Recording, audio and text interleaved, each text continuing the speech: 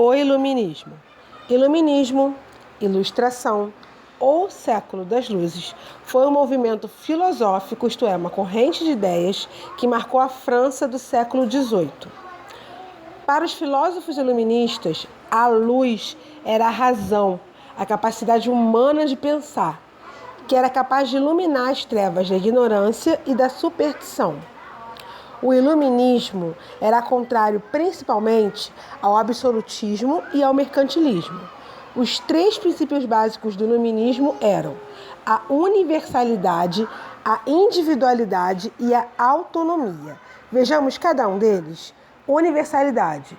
O projeto iluminista visava todos os seres humanos, independente de barreiras nacionais ou étnicas. Individualidade.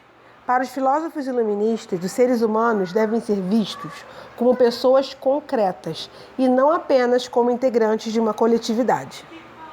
Autonomia. Para os filósofos desse movimento, os homens estão aptos a pensar por si mesmos, sem a tutela da religião ou da ideologia. Continuando a nossa aula. Principais teóricos iluministas. Existem outros de igual importância, mas nessa videoaula vou destacar os três principais.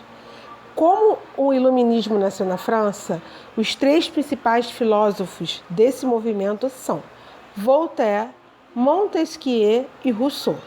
Vejamos a teoria de cada um deles. Voltaire era contra o absolutismo, isto é, o poder absoluto do rei, e contra a intolerância religiosa e filosófica, que para Voltaire era exercida pelas igrejas. Voltaire defendia a liberdade de pensamento e expressão. Ele foi autor da famosa frase: "Posso não concordar com nenhuma de vossas palavras, mas defenderei até a morte o vosso direito de dizê-las." Montesquieu. Montesquieu também era contra o absolutismo, contra o poder centralizado na figura do rei. Ele defendeu a sua tese da tripartição dos poderes em sua obra, O Espírito das Leis. Nessa obra, O Espírito das Leis, Montesquieu registrou sua maior contribuição para a formação da sociedade contemporânea, a teoria da separação dos poderes. Segundo Montesquieu, para evitar um governo despótico, tirano, o poder deveria ser dividido em três partes autônomas: o poder legislativo, responsável pela elaboração das leis e representado pela Câmara de Parlamentares, o poder executivo, responsável pela administração do território e concentrado nas mãos do rei ou regente, e o poder judiciário, responsável pela fiscalização do cumprimento das leis e exercido por juízes e magistrados. Dessa forma, cada setor do governo agiria como contrapeso para os outros dois.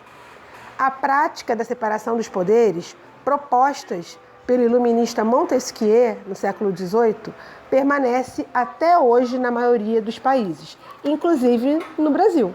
Então, nós somos filhos do iluminismo. Na imagem, podemos ver os três principais filósofos iluministas. Rousseau também era contra o absolutismo e defendeu a teoria do contrato social. Segundo essa teoria, o governo deveria se sujeitar à vontade da maioria. É Rousseau o autor da famosa teoria de que o homem nasce bom, mas que é a sociedade que o corrompe. Na imagem também podemos ver, no alto, no canto superior à direita, Voltaire e no centro, Montesquieu. Inspirados pelo iluminismo e particularmente pelas concepções de Voltaire, alguns monarcas como os da Prússia, Rússia, Áustria, Espanha e Portugal iniciaram reformas no intuito de adequar as estruturas econômicas de seus estados, absolutistas, à ordem burguesa em ascensão. Assim surgiu o chamado despotismo esclarecido. Déspotas esclarecidos eram reis absolutistas que aderiam a algumas ideias iluministas para se perpetuar no poder. Eles seguiam a lógica de que era melhor se aliar ao demônio do que ser inimigo dele. Então era melhor se aliar aos iluministas e fazer algumas reformas de cunho, né, de caráter iluminista, do que ser derrubado por eles.